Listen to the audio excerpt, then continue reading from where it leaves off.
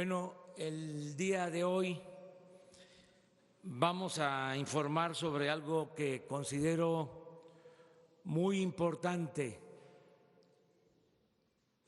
en el propósito de acabar con la corrupción y de acabar con la impunidad, que van siempre de la mano,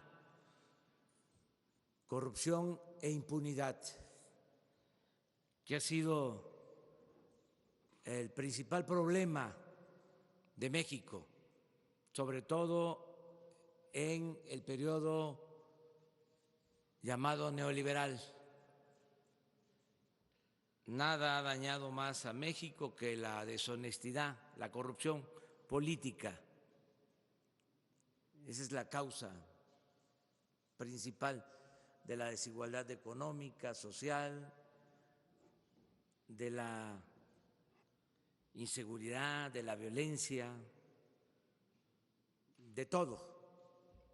Es el cáncer de México, la corrupción, aparejada, repito, de la impunidad.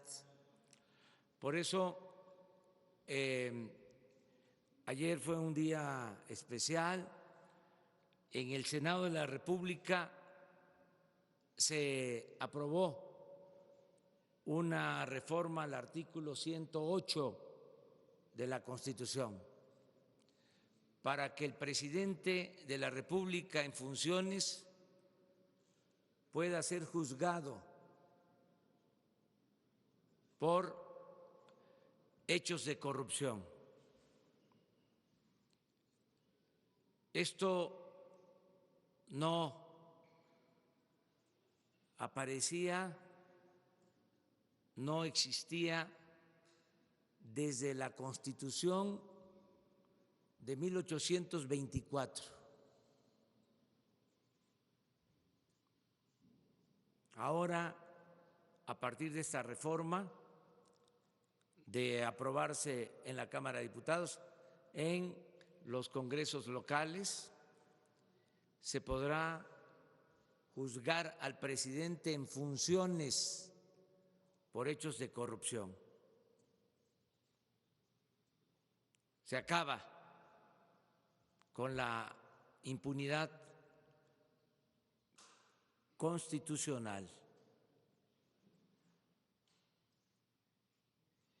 No solo eso, también se va a poder juzgar al presidente por delitos electorales. Y en los dos casos,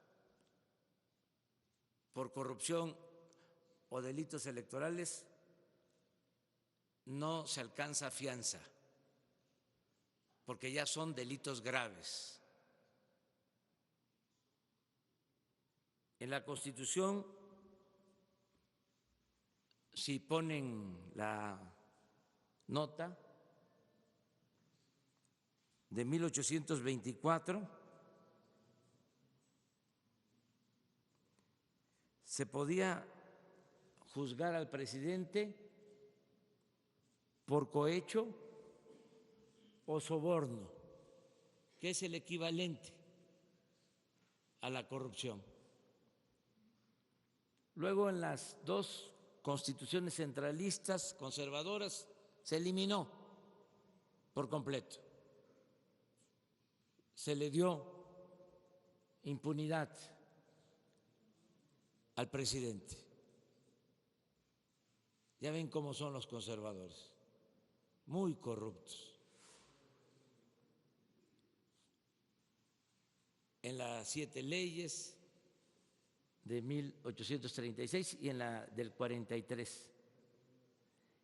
En la Constitución Federal Liberal de 1857 se agrega de que puede juzgarse al presidente por delitos electorales, por traición a la patria, pero no por corrupción.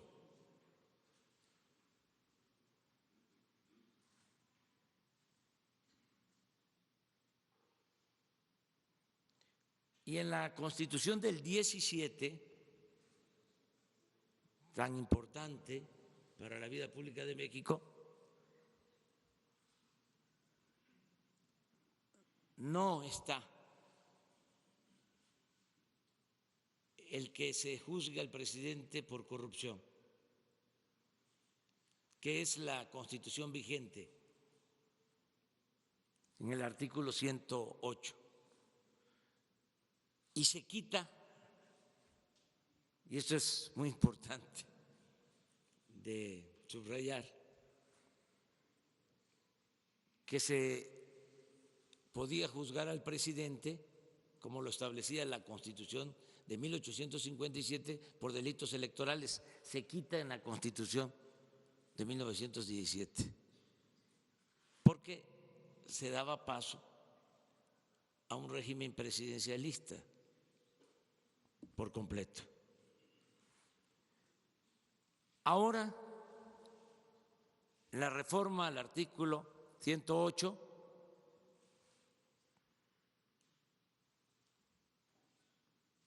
se puede juzgar al presidente en funciones por corrupción, delitos electorales y muchos otros delitos, los nuevos delitos graves, que incluye hasta el robo de combustible, el robo a casa habitación, todos los delitos que no eran considerados graves, que fueron considerados no graves en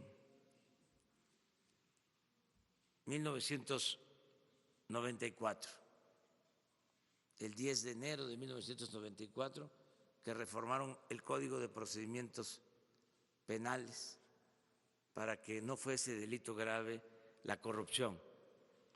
Ahora se modifica el artículo, se reforma el artículo 19 y pasan a ser delitos graves y ya se pueden juzgar al presidente de la República por todos estos delitos. Esto es un gran avance. Ya no van a poder los conservadores dar marcha atrás a esto. Este es un avance para desterrar la corrupción y la impunidad en el país. Por eso lo quería destacar.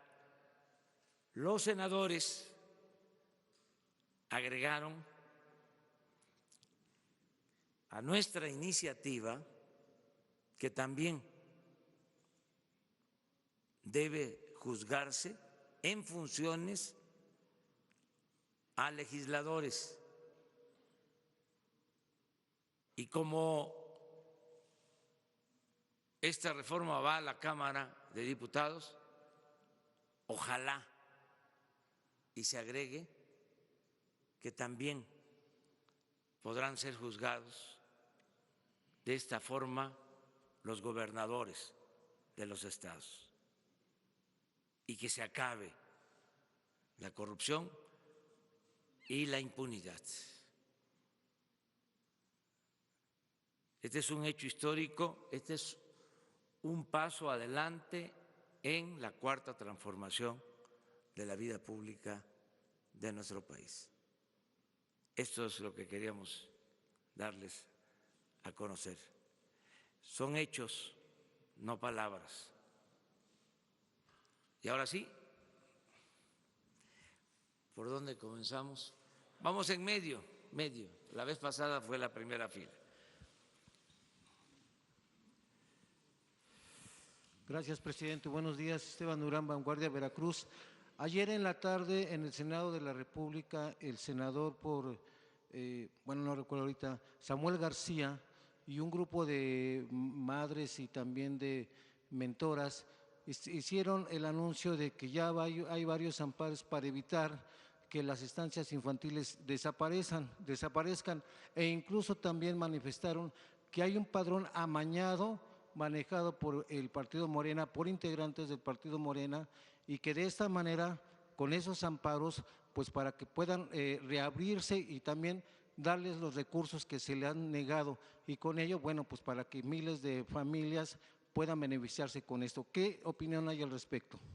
La opinión es de que se va a seguir apoyando a las familias para que sus hijos puedan estar en estancias infantiles, pero se va a entregar el recurso, el apoyo de manera directa a las madres de familia, a los padres de familia. Eso es lo que puedo comentar. Porque ellos manifestaban que había una violación a sus derechos y que de cierta manera también se estaba pasando por alto la decisión de los jueces.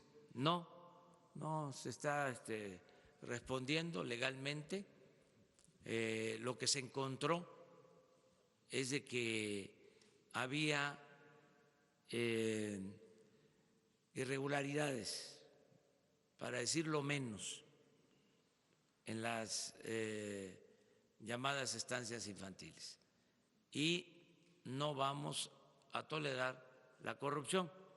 Entonces, para que no haya problemas, se va a entregar el apoyo de manera directa al beneficiario. Ya no va a pasar el dinero por intermediarios, ni en este programa, ni en ningún otro. Esto es un cambio, y desde luego que a los que recibían los recursos para ellos entregarlos, pues no les gusta el cambio, pero ya no vamos a permitir que se queden los fondos públicos en manos de intermediarios, o que haya corrupción, que haya moche, que haya piquete de ojo. Es de la tesorería de la Federación al beneficiario, directo, y que la gente que recibe el beneficio decida libremente. El ciudadano no necesita tutela, es mayor de edad. Entonces, así se va a seguir actuando en todo, en general, y desde luego respetando las decisiones de los jueces y del Poder Judicial. Allá vamos en medio. Damos una pasada ahí. ¡Pum! Buenos días, señor presidente. Augusto Otalde, Campechaneando y Cocinando la Noticia en YouTube. Y tengo una pregunta muy sencilla. Según el Consejo Nacional para Prevenir la Discriminación, la CONAPRED, la discriminación laboral por concepto de edad comienza a los 35 años. Según datos del INEGI, alrededor de 470,000 personas mayores de 40 años se encuentran desempleados a pesar de tener la capacidad para realizar algún trabajo. Mi pregunta es la siguiente: ¿existe algún proyecto de programa para incentivar a las empresas a incluir a las personas de entre 40 a 60 años a integrarse al mundo laboral para darles una certeza y una seguridad social? Gracias. Sí, es muy buena tu pregunta, porque en efecto hay una edad en que ya no se contrata a trabajadores, o así era. Anteriormente había esa concepción de que era mejor contratar a los jóvenes que a personas mayores. En este periodo de más de 40 años hasta 60.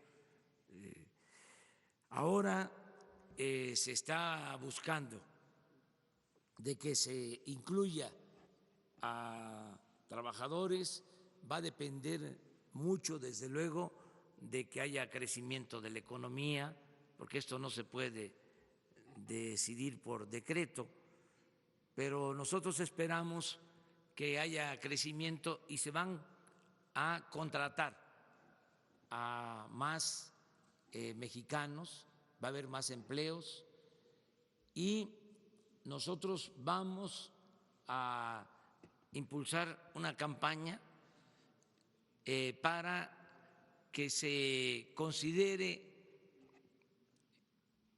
como algo importante la experiencia. En países que tienen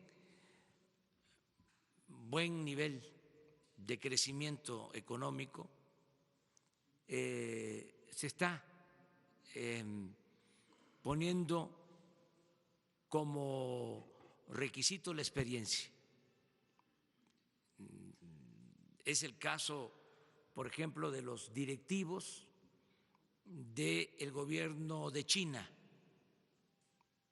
Están optando por gente mayor, por la experiencia. Los jefes de Estado más importantes en el mundo son gentes mayores, con experiencia. Es el caso de China, es el caso de Rusia, es el caso de Estados Unidos, pero esto también se está dando en lo que suele llamarse el mercado laboral. Es muy importante la experiencia. Aquí en México vamos a fomentar el que se contrate a personas con experiencia, que se valore lo de la experiencia. Es un poco, guardadas todas las proporciones, el que estamos insistiendo en que sí influye en el crecimiento económico el que no haya corrupción, porque era una variable que no tomaban en cuenta. Entonces, son de los cambios que se van a promover. Y en el caso del gobierno nuestro, se le da oportunidad a los jóvenes, pero nos importa mucho la experiencia, nos importa bastante la sabiduría. Y la gente mayor tiene mucha sabiduría. Entonces, así contesto tu pregunta, pero es un reclamo, o sea, yo lo recojo mucho, de que después de los 40 hasta los 60, en ese periodo, en ese tramo de la vida, ¿sí?, ya cuesta más trabajo conseguir empleo. Vamos allá. ¿Sí? ¿Ustedes?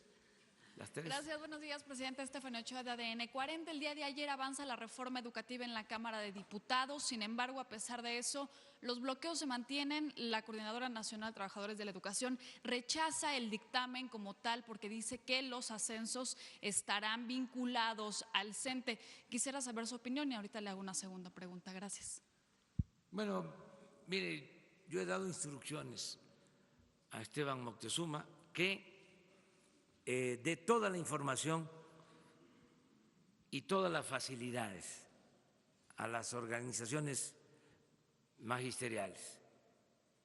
Si ya hicimos lo más importante, que es rechazar la mal llamada reforma educativa, pues que quede bien, que no haya excusas, porque hay grupos, lo digo con todo respeto, que son muy conservadores,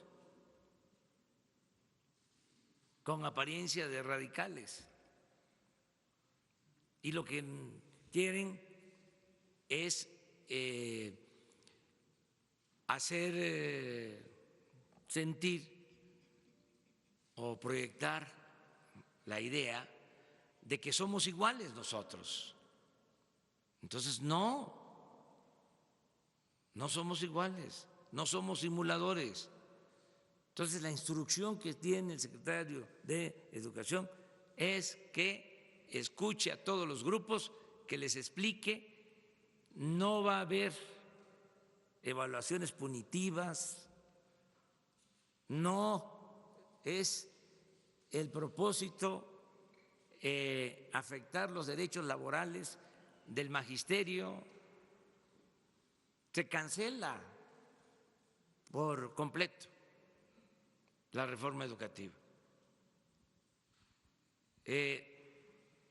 Claro, no queremos venta de plazas ni trafiques con la nómina. Eso no, corrupción no se permite a nadie, aunque sean los más radicales o extremistas, de izquierda o de derecha. La corrupción no se permite a nadie, se acabó en el país. Ya no hay corrupción tolerada desde el gobierno, pero en todo aquello que pueda significar el que se mantengan disposiciones que afecten a los maestros, he dado instrucción que se quite todo, porque no les voy a dar el gusto a los conservadores de que digan de que somos iguales. No, voy a pedirle a Esteban Moctezuma que hable con los maestros, que dialogue con ellos, que informe y que se quite todo lo que pueda ser utilizado como pretexto para que puedan vociferar de que somos iguales. No es así. Entonces, si hay dudas sobre algunas disposiciones en las reformas, que se aclare. Estamos en la mejor disposición de eso. Presidente, y la segunda pregunta, estamos por concluir el mes de marzo. Quisiera saber cuál es el reporte que le dan las dependencias federales del total de las pipas que se adquirieron en Nueva York y que ya llegaron al país. ¿Cuántas han llegado y cuántas están operando? Están ya alrededor de 300 disponibles. Hay un proceso de verificación que pasa por revisarlas en lo mecánico hasta rotularlas. Pero ya ayer, antier, nos dieron el informe. Hoy le voy a pedir, para contestar bien tu pregunta, a Jesús que les entregue ese informe. Son alrededor de 300. Buenos días, María Fernanda Navarro de Forbes México. Preguntarle, presidente, usted ha expresado que quiere convertir al país en potencia económica y ha resaltado la importancia de los empresarios en la inversión y la actividad productiva. En ese sentido, estamos interesados en conocer su definición y qué piensa acerca de la riqueza. Es importante porque le hemos hecho esta pregunta a funcionarios, académicos, empresarios, como parte de un reporte especial que estamos haciendo en Forbes y queremos conocer su opinión respecto a esto. Pues que hay que crear riquezas porque se necesita crear la riqueza, pero debe de distribuirse con equidad. No se trata nada más de acumular riqueza, se trata de crear la riqueza y que haya una distribución, los técnicos dicen, del ingreso, yo digo de la riqueza, una distribución justa, que no se acumule, que no haya desigualdad, como ha sucedido en nuestro país, que hay una monstruosa desigualdad económica, porque muy pocos concentran mucho y los muchos tienen poco o a veces nada. Entonces, hay que crear la riqueza y distribuirla, pero sí se necesita crearla, porque no se puede distribuir lo que no se tiene. Si no creamos la riqueza, ¿qué distribuimos? Por eso es importante que participe en la creación de la riqueza el sector privado, la inversión privada, nacional y extranjera. Pero también por eso es importante la función del Estado, para que esa riqueza que se genera también con la participación del trabajo, porque la riqueza se produce con capital y con trabajo, que el Estado procure que se distribuya y que haya justicia. Una diferencia con los neoliberales es que ellos nada más piensan en la creación de la riqueza y no en la distribución. Por eso tampoco quieren al Estado, o lo quieren nada más como policía. Nosotros queremos las dos cosas, que se genere la riqueza y que el Estado cumpla con su responsabilidad social de que haya bienestar. Y yo creo que lo que mejor define lo que queremos es una palabra: desarrollo, porque en el periodo neoliberal se dejó de usar la palabra desarrollo y se cambió por crecimiento, y no es lo mismo. Crecimiento es que haya riquezas, desarrollo es que haya riqueza y bienestar, progreso y justicia. En una segunda pregunta, tanto Alfonso Romo como ayer el subsecretario de Hacienda mencionaron que se está preparando un recorte para las secretarías.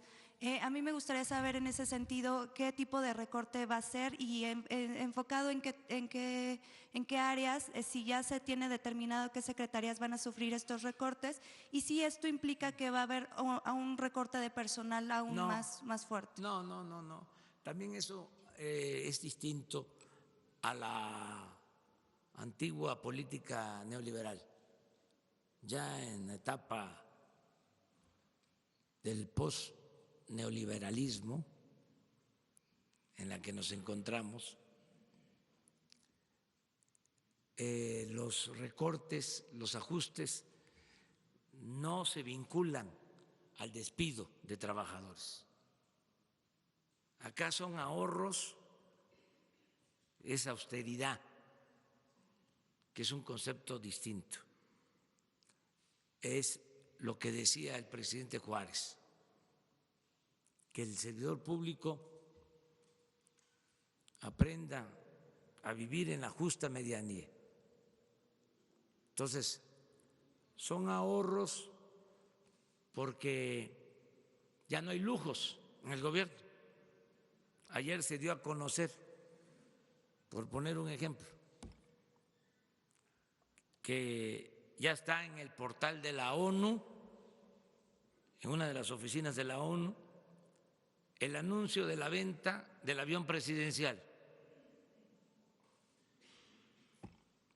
Estamos calculando que con la venta de ese avión y con la venta de toda la flotilla de aviones y de helicópteros que tiene el gobierno, se van a ahorrar alrededor de 10,000 millones de pesos. Ustedes saben que en el sexenio pasado, nada más de helicópteros para el traslado de funcionarios, claro, de los machuchones, compraron 6 helicópteros nuevos. Entonces los 6 se van a vender y aviones también, pero lujosos. Ese avión que está en venta ahora no lo tiene ni Donald Trump, con todo respeto. Entonces, es ahorrar y así vamos a tener muchos fondos, muchos ahorros, porque no hay despilfarro, porque se terminan los abusos, ya no hay la burocracia dorada, no hay los altos funcionarios públicos que se dan la gran vida, no hay viajes al extranjero, viáticos, séquitos, hacían viajes al extranjero, llenaban, no solo iba un avión, 2 aviones, a veces hasta 3, todo pagado. Atendían muy bien a los periodistas, con todo respeto. Y se llevaban hasta al perico. Ya eso se acabó, se terminó. Ahora yo celebro y reconozco que los medios de información nos están acompañando, pagan sus gastos, o sea, sus boletos, sus comidas, todos los que nos están cubriendo en las giras. Todo esto es muy importante. Y eso es lo que significan estos ahorros que calculamos que podemos este año, adicional al plan de austeridad, ahorrar unos 200,000 millones de pesos, que los vamos a tener ahí hasta septiembre. Se van a ir acumulando por cualquier contingencia.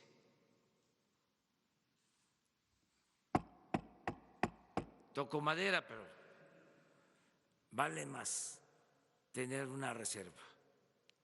Y ya en septiembre, si vemos que no tenemos problemas financieros, porque la idea es mantener equilibrios en las variables macroeconómicas, no vamos a endeudar al país, no vamos a aumentar impuestos, no va a haber gasolinazos. Entonces, si vemos que continúan las cosas como hasta ahora, que afortunadamente vamos muy bien, que va bien la recaudación, que no tenemos inflación, que no se ha afectado el peso, nuestra moneda, que hay estabilidad económica, financiera. Si seguimos así, en septiembre reforzamos programas que ya están en marcha. Esto es, que tengamos más recursos para las tandas del bienestar, que tengamos más recursos para explorar y perforar pozos petroleros, que tengamos más recursos para avanzar en la modernización de las refinerías, en fin, con ese propósito es el ahorro. Nada más que terminamos con las compañeras. Gracias, buenos días, señor presidente. Nareli Palomares, de Azteca Noticias. Esta madrugada el presidente de Estados Unidos, Donald Trump, vuelve a remitir a través del Twitter con la actitud que él asegura que México no está haciendo nada, cita textual, para detener el flujo de inmigrantes a Estados Unidos. Llama la atención que es luego de 2 días de la reunión de la Secretaría de Gobernación con la Secretaría de Seguridad en Estados Unidos, de Seguridad Nacional, y donde la misma Secretaría de Gobernación anunció ayer una serie de medidas que acordaron, sobre todo para tratar de contener la llamada caravana madre que se está conformando en Honduras.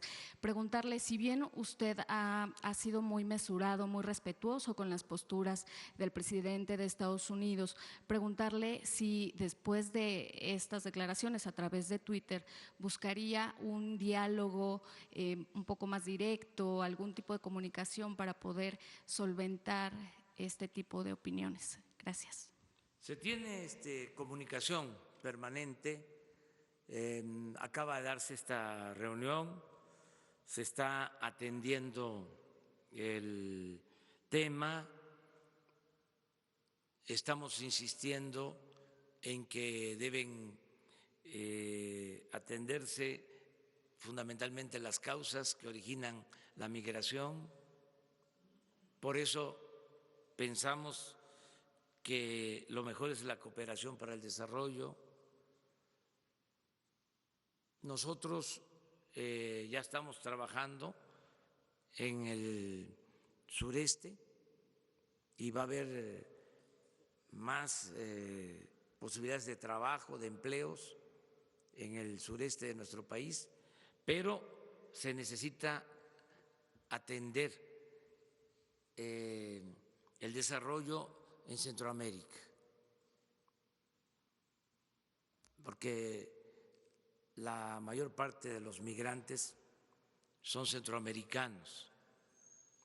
Entonces, si están creciendo los flujos migratorios es porque no hay opciones, no hay alternativas en Centroamérica y hay que procurar que se le brinde oportunidades de trabajo, de bienestar a la gente.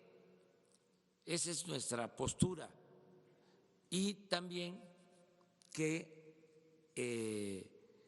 la migración, los que pasan por nuestro territorio en busca de trabajo hacia Estados Unidos, pues que actúen con respeto a nuestras leyes, que sea una migración ordenada y que al mismo tiempo se procure que no haya violaciones a derechos humanos.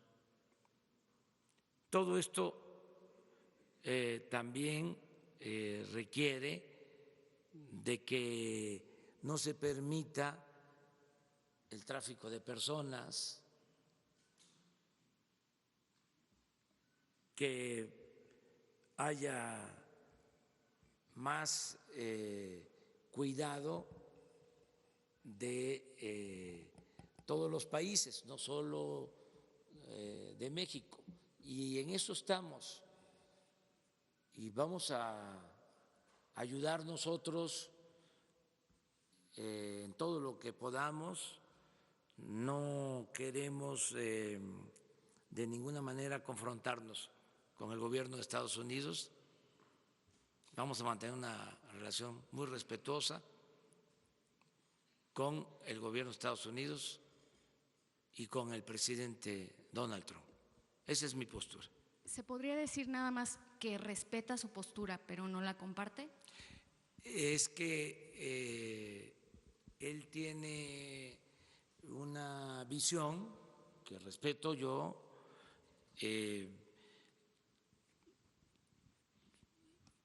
y que considero legítima, pero nosotros tenemos como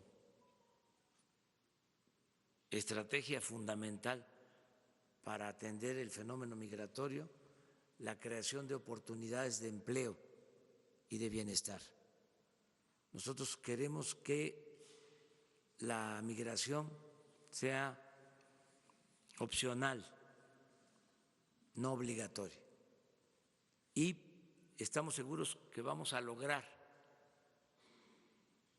que en el caso de México la gente no tenga necesidad de emigrar, porque va a haber mucho trabajo. Ya se están creando muchas opciones de trabajo. Solo en Chiapas, les comentaba yo, se están sembrando 200,000 hectáreas de árboles frutales y maderables, y esto significa darle trabajo permanente a 80,000 chiapanecos. No trabajo temporal, no empleo temporal, permanente. Ya les puedo decir que estamos dando estos empleos, o está por terminarse de contratar a 80,000 trabajadores en Chiapas. Solo en una acción. Y van a empezar ya las obras en el Istmo de Tehuantepec y la construcción del Tren Maya. La construcción del Tren Maya va a significar contratar, van a significar 300,000 empleos. Entonces, por eso pensamos que esa es la opción, esa es la alternativa. Desde luego respetamos la postura del presidente Trump y vamos a ayudar. No, es decir, ese es un problema de Estados Unidos o es un problema de los países centroamericanos. No nos corresponde a nosotros los mexicanos. No, vamos a ayudar. Yo solo subrayo que los flujos migratorios de mexicanos a Estados Unidos son muy bajos, muy bajos. O sea, ya el mexicano no está buscando trabajo en Estados Unidos. La mayoría son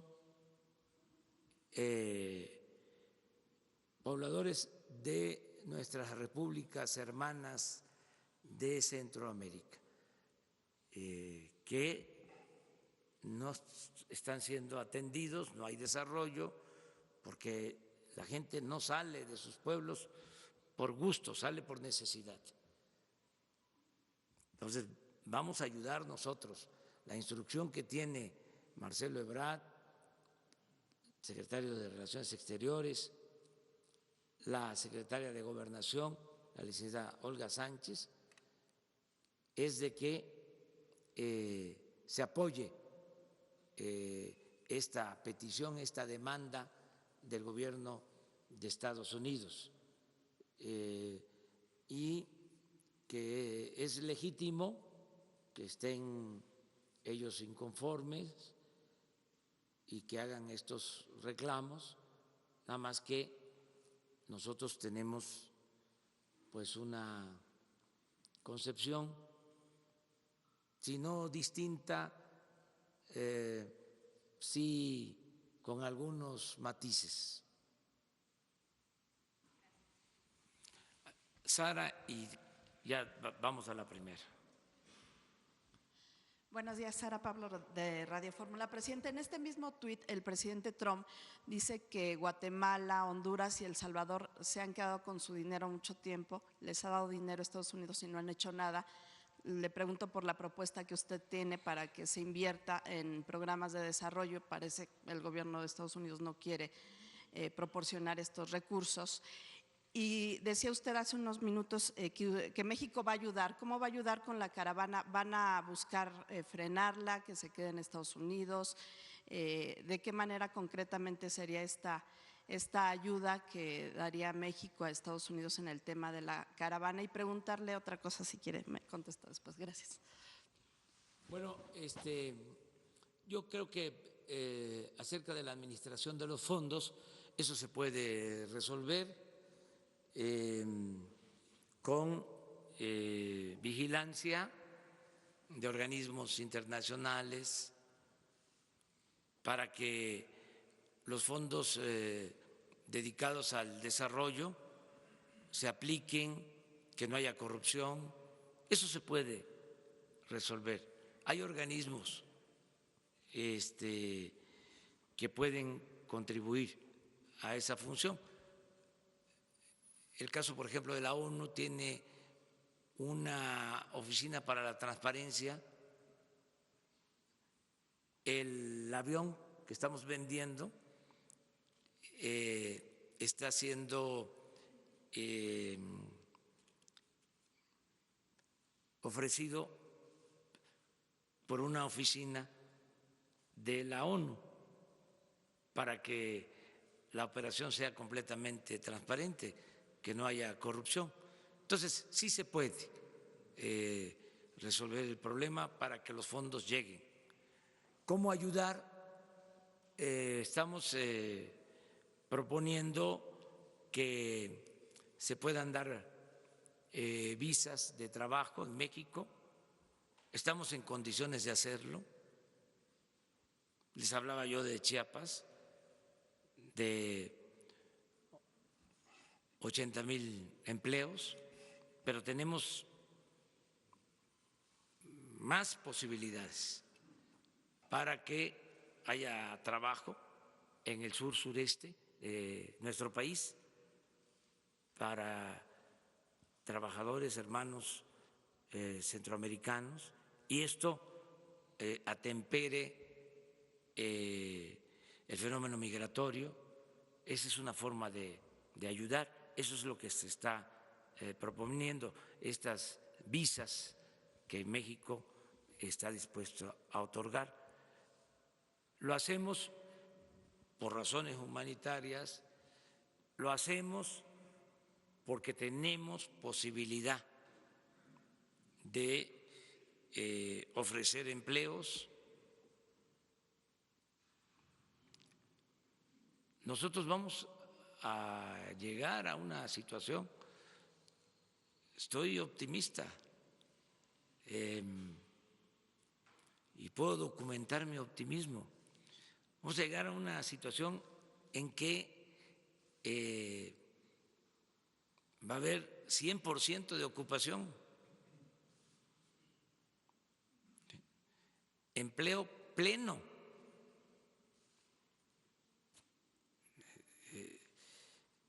Entonces, sí vamos a poder ayudar de esta manera. Entonces, es por razones humanitarias, podemos ayudar con empleo para atemperar, para reducir el flujo migratorio de Centroamérica hacia Estados Unidos, y que haya comunicación constante para que se resuelva el problema que tienen en Estados Unidos. Es decir, ¿México buscaría que esta caravana no llegue a Estados Unidos mediante estas visas de empleo? sí, pero todo voluntario, nada por la fuerza. Que vean que pueden tener opciones en nuestro país de trabajo y que también sea ordenado y revisar también cómo es que se organizan las caravanas, si son espontáneas, quiénes están promoviendo la organización de las caravanas, si no hay propósitos políticos, electorales, poner de manifiesto, o sea, al descubierto. ¿Se sabe algo? Todo esto. Es que hay tráfico de personas y hay intereses, porque también se trata de el cobro por el traslado a la frontera y otras cosas. Entonces, nosotros vamos a ir dando a conocer todo y eso va a ayudar bastante. Si me permite nada más otra pregunta, lo del tema de las ternas de la CRE que envió y que son prácticamente los mismos nombres, solo cambió un nombre.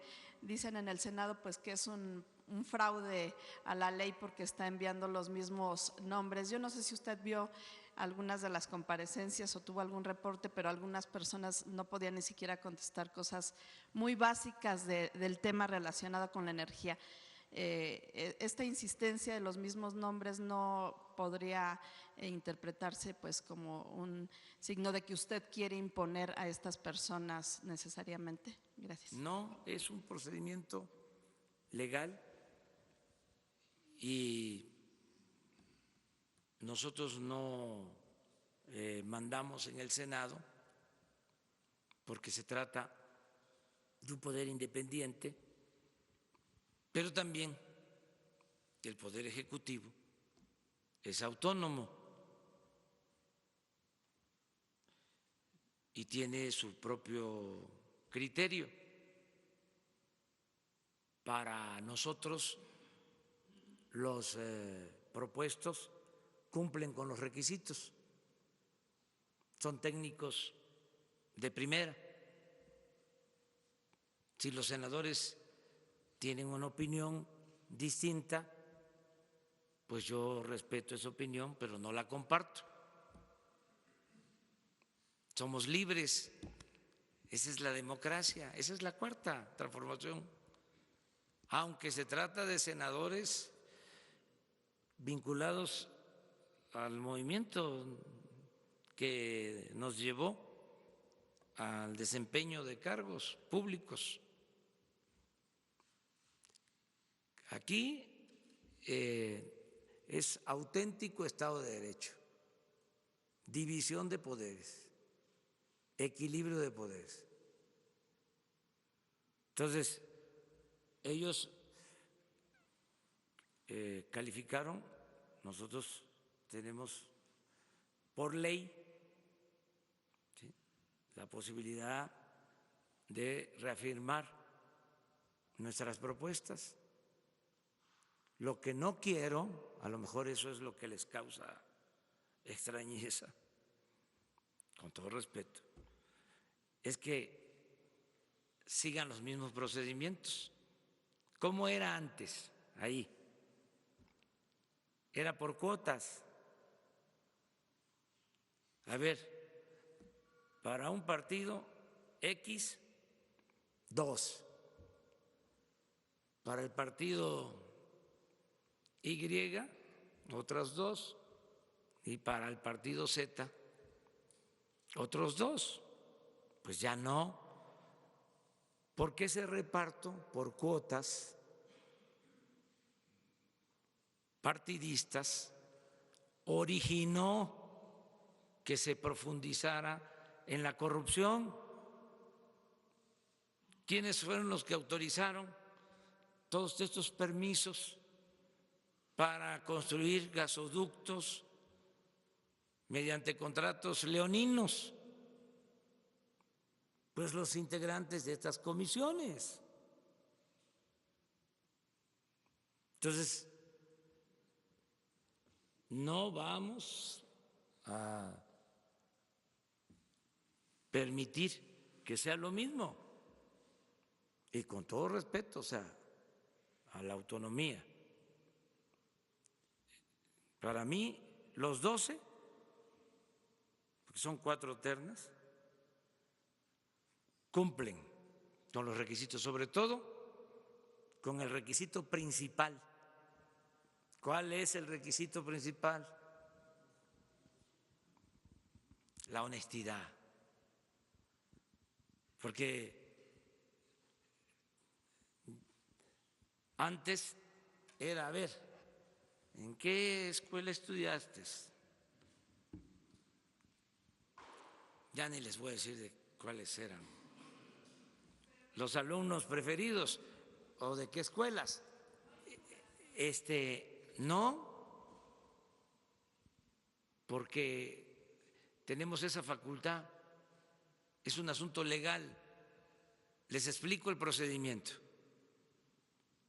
El titular del Ejecutivo, o ya lo saben, bueno, entonces ya no lo explico, pero no está de más porque a lo mejor alguien no lo sabe y piensa que es un capricho. Ya ven que nos achacan de todo, déjenme un poquito explicarlo, ¿no? O sea, el titular del Ejecutivo envía las ternas. Si el Senado las rechaza, ¿sí?, porque no hay votación mayoritaria, esto significa no mayoría simple, sino mayoría calificada. ¿Qué es mayoría simple? Es la mitad más un voto. En todos los casos hubo mayoría simple, pero no se obtuvo la mayoría calificada, que significa obtener las 2/3 partes de los votos en el Senado. Entonces, los 4 que fueron mejor calificados se quedaron a 2 votos de tener la mayoría calificada. Entonces, por eso rechazan las ternas. El Ejecutivo puede volver a mandar las ternas. No está prohibido el que sean los mismos. Y dicen los abogados que lo que no está prohibido está permitido. Entonces, como yo considero que son gentes buenas, honestas, técnicos, hay un miembro de la terna que les comentaba yo, es el mejor refinero de México, el que sabe más de refinación en este país, el ingeniero Celestino, que hasta me dio mucho gusto pues decir, tiene 85 años y es un experto. Los que verdaderamente saben de cuestiones de petróleo entienden lo que les estoy expresando a ustedes. Entonces, imagínense rechazar al maestro, al ingeniero Celestino. Entonces, ¿cómo no lo voy a volver a mandar? Si es el mejor que hay en el país en materia de refinación. A lo mejor esto no lo sabían los senadores. Entonces ahora con más tiempo pues van a indagar. Entonces ese es el procedimiento que estamos siguiendo. Por eso se regresaron las ternas de esa forma. Pero todo es en el marco de la legalidad y con respeto. Y no tenemos por qué siempre estar de acuerdo. El pensamiento único tiene que ver con el conservadurismo, con el autoritarismo. La pluralidad es consustancial a la democracia.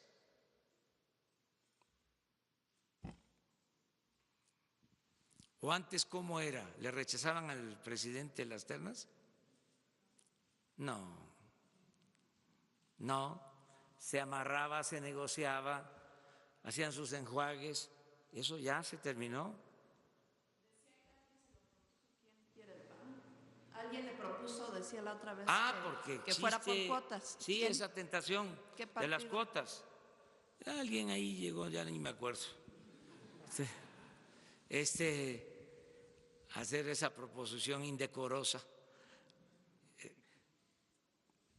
¿Quieren que sigamos sobre el tema? ¿Cómo se integró el actual Consejo del INE? ¿Cómo se integró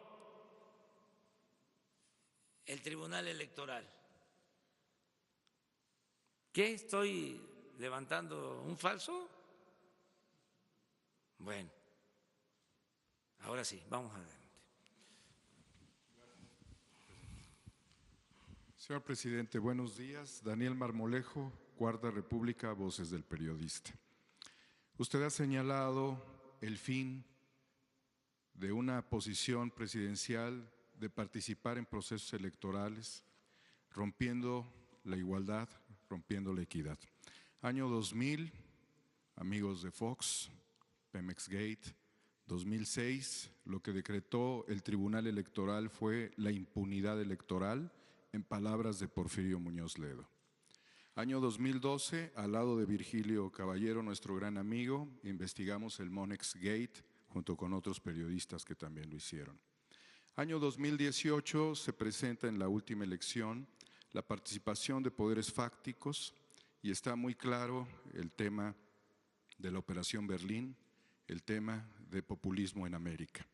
Sin embargo, quizás el capítulo todavía no se cierra a partir de grupos empresariales en donde se generaron desvíos de recursos, concretamente de una cooperativa, para poder respaldar seguramente candidaturas, pero cantidades ingentes de recursos a espaldas de los cooperativistas.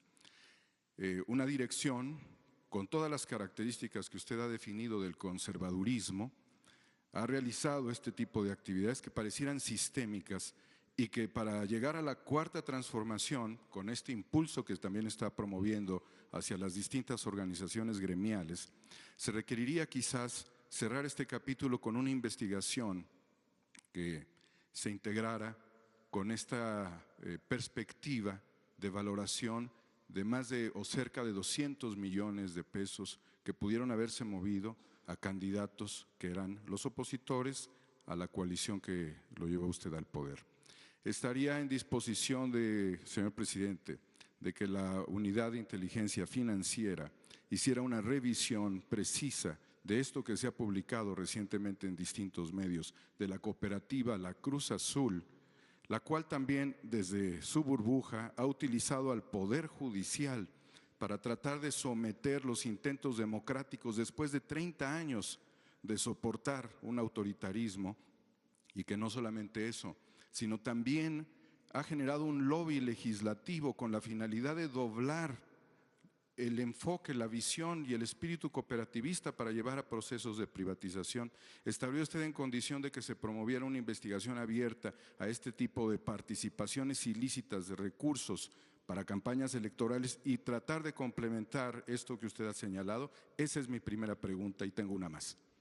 Pues sí, es cosa de que se solicite a Hacienda, a la Oficina de Inteligencia Financiera, si existen elementos, si hay pruebas de la intervención de la cooperativa en procesos electorales, y la instrucción que tiene Santiago Nieto, que es el responsable de la Oficina de Inteligencia Financiera de Hacienda, es que no se oculte ningún dato. Y no solo eso, que se proceda, que cualquier elemento que signifique o que pueda representar un posible delito sea denunciado ante la autoridad competente, la Fiscalía General y en particular la Fiscalía Electoral. Esa es la instrucción. Y no solo en delitos electorales, en todo lo que tenga la Oficina de Inteligencia Financiera, que es bastante, porque tiene que ver con el manejo del dinero y hay cooperación internacional en todos estos casos sobre el movimiento de dinero, debe de ser denunciado. No nos vamos a quedar con información que deba de conocer la Fiscalía General y la Fiscalía Electoral en el caso que se trate. La siguiente pregunta, señor presidente, se la quiero dedicar a mi amigo Virgilio Caballero y a dos periodistas que están en riesgo sus vidas, Celeste Sáenz de Miera y el maestro Juan Bautista de Voces del Periodista, que le mandan saludos porque el sistema les está funcionando bien de protección para defensores de derechos humanos y periodistas. La pregunta tiene que ver con un hecho ocurrido en 1972 en el seno de Naciones Unidas, cuando el presidente Allende sube para defender al Estado de los poderes fácticos y concretamente lo hace causando una ovación en el capítulo que sería al inicio del neoliberalismo prácticamente. En el caso de asistir a Naciones Unidas, ¿refrendaría usted ese discurso y la persona del doctor Salvador Allende? No conozco ese discurso, conozco otros. Tengo una gran admiración por el presidente Allende y hablo como si viviera, porque es de los hombres que nunca mueren. Eso es lo que pienso de él. No sé si voy a ir a la ONU, lo estoy pensando,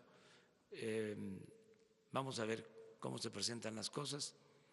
Nosotros queremos llevar una muy buena relación con todos los gobiernos del mundo y vamos a defender nuestros principios, nuestros ideales, sin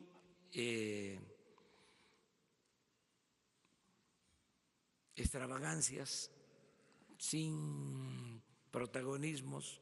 Ahora que se suscitó la polémica por la carta que enviamos al rey, pues hemos actuado con bastante prudencia.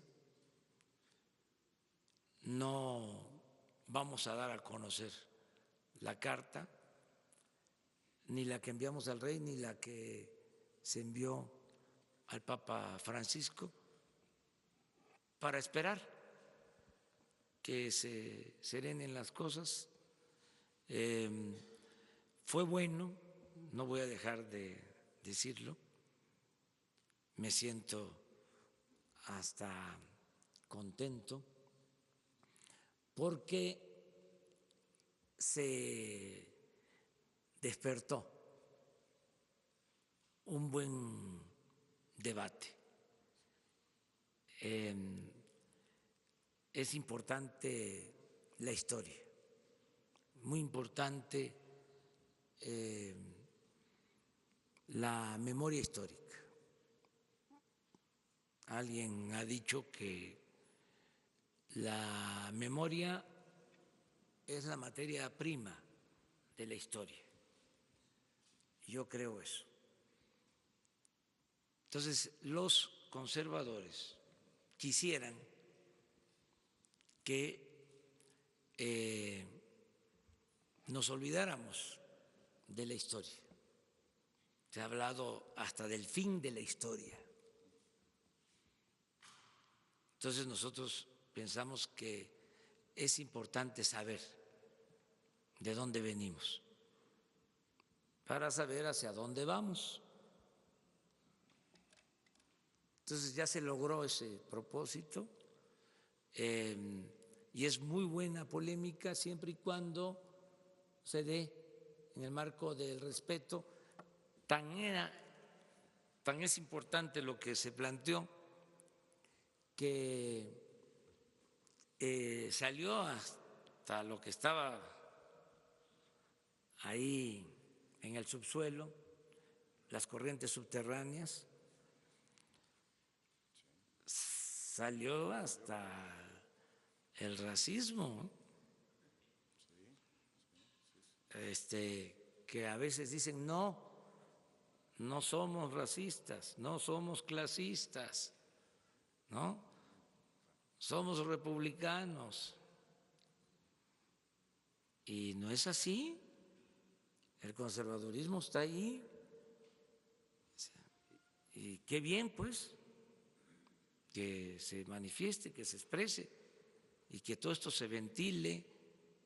Y esto es parte de lo que debe ser la vida pública en la democracia. Tenía tiempo que no pasaba esto. ¿Está México exorcizando sus demonios? Estamos todos los mexicanos participando en una etapa nueva de la vida pública y son temas importantes, muy importantes.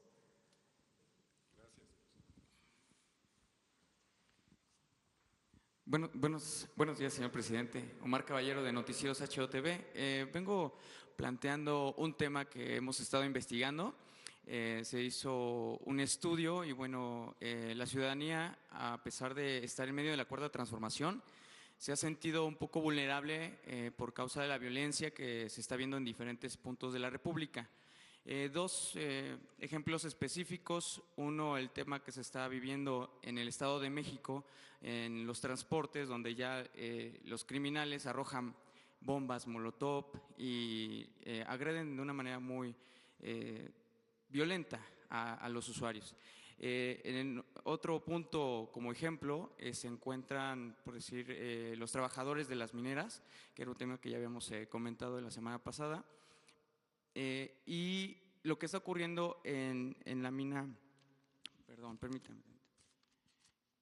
en la mina de Nuevo Limón, no sé si ubique la nueva mina a cielo abierto, donde se encuentran también algunos mineros pues atacados por la mina, pero la violencia que se genera a raíz de las concesiones junto con los mismos organismos públicos que no respetan sus posiciones sindicales o su posicionamiento social dentro de estas áreas. Y la segunda pregunta corresponde a ¿qué opinión tendría usted de que los expresidentes de la época neoliberal le enviaran una carta pidiéndole perdón a la sociedad por la entrega de tantos recursos y bienes de la nación a extranjeros y a otros organismos? Sabemos que va a respetar las concesiones, que va a respetar también los contratos, pero se han atropellado muchas cosas. Entonces, ¿qué opinión tendría usted de que los expresidentes pidieran perdón y que le enviaran una carta a usted pidiendo perdón? Gracias. Bueno, vamos a buscar que se apacigüe todo, que haya paz, que haya tranquilidad, paz con justicia, no paz de los sepulcros, como suele pasar en las dictaduras. No, paz con justicia.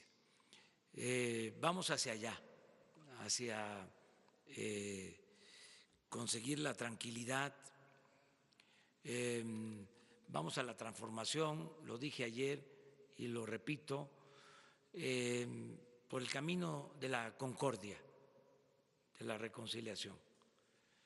Y pues creo yo que en el caso de México fue una bendición el que se haya terminado, se haya cortado de tajo con el periodo neoliberal. ¿Ya qué más podemos pedir? Sí, estaban a punto de terminar de desgraciar al pueblo de México y se dio un cambio para transformar al país. Somos, la verdad, afortunados. Es una dicha enorme estar viviendo este proceso. Entonces, ya la condena a la política neoliberal es de dominio público. No sirvió, no funcionó. Y bueno, no estaría mal que ofrecieran disculpa, pero si no lo hacen, ya con lo que hizo la gente el día 1 de julio del año pasado, pues ya se reparó el daño,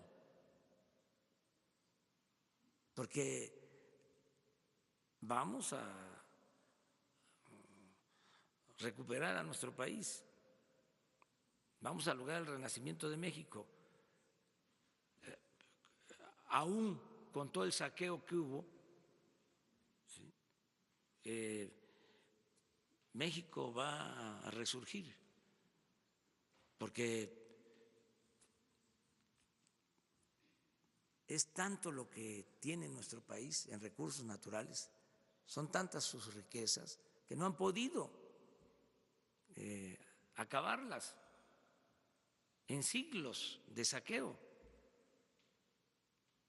Yo les decía que en el caso del petróleo, con la llamada reforma energética, por más que se apuraron a saquear, se quedaron con el 20% de todo el potencial petrolero. Es decir, la nación tiene bajo su dominio, con el cambio que se llevó a cabo, el 80% de todo el potencial petrolero. Es el símil ese que menciono de cuando llegan a un banco a asaltar y están metiendo el dinero en la bóveda o en las bolsas, en las maletas, pero entonces suena el timbre, suena la alarma y tienen que salir y se llevan una parte, pues, pero dejan tirado dinero por todos lados. Pues así fue, sonó la alarma y no se pudieron llevar todo. Entonces, con eso que nos dejaron, vamos a sacar adelante el país. Y desde luego con nuestro pueblo, que es bueno, trabajador, y con la decisión de no permitir la corrupción. En el caso de la gente que no corresponde a este llamado de luchar por el bienestar común social, de la violencia que le mencionaba en el Estado de México como ejemplo, en Guerrero, en la mina de Media Luna, ahora aquí tengo el dato, donde se replica esta violencia en estos dos ejemplos en muchas partes del país. La violencia en el transporte, la violencia en las minas, asesinatos y gente que no ha obtenido respuesta ni el respaldo del gobierno. Va a ir mejorando la situación, cada vez va a ser mejor, porque van a ir avanzando las acciones para que haya opciones de trabajo, mejor el salario, más bienestar. Van a haber opciones, van a haber alternativas y esto va a ir deteniendo, aminorando la violencia. Ya lo estoy percibiendo, poco todavía, pero ayer fueron 67 homicidios, antier 58. No es para cantar victoria, pero el promedio es de 82 diarios. Entonces, ahí vamos. Estamos Poco a con poco. usted, presidente. Sí. Gracias. Terminamos contigo. Y mañana tú. Buenos días, Ah, no. presidente. Ah, sí, mañana, todavía. Buenos días, presidente. Shaila Rosagel, corresponsal de Grupo Gili, El Imparcial, La Crónica y Frontera. Presidente, en esta semana empieza a operar parte ya de la SADER en Ciudad Obregón, Sonora. Nos gustaría saber cómo va el proceso de descentralización de las secretarías y organismos federales. Gracias. Sí, miren, el día primero, que es lunes, ¿sí? Y el día 3, que es miércoles, tengo evaluación con todo el gabinete para ver avances en programas. Vamos a tener 4 evaluaciones, porque tenemos conformados 4 gabinetes: el gabinete de seguridad y de gobierno, el gabinete de economía, hacienda y administración, el gabinete de bienestar y el gabinete de comunicaciones y sector energético. Entonces vamos a ver programa por programa, avances en obra, avance financiero y programas prioritarios. Y una pregunta obligada es: ¿cómo va la descentralización? ¿Cuántas secretarías ya han avanzado en este propósito? ¿Cuándo van a terminar de trasladarse a los estados? Les recuerdo que Energía va a estar en Villahermosa, Pemex en Ciudad del Carmen, Campeche, Medio Ambiente en Mérida, Turismo en Chetumal, Conagua, ahora que pasó lo del incendio, pues que ya empiecen a mudarse a Veracruz, la Secretaría de Agricultura a Ciudad Obregón y así todas las secretarías. Ya tengo información que prácticamente está trabajando en Tlaxcala la Secretaría de Cultura. Educación tiene que estar en Puebla.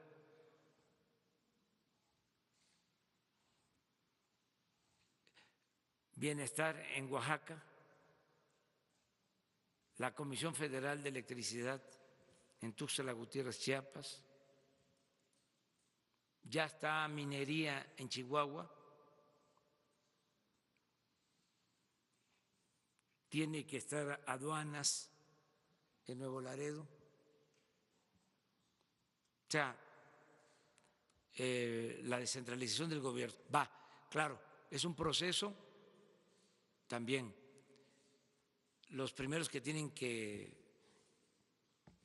mudarse son los directivos los trabajadores de confianza, los trabajadores de base sindicalizados, hasta que haya condiciones y que estén de acuerdo, porque es voluntario.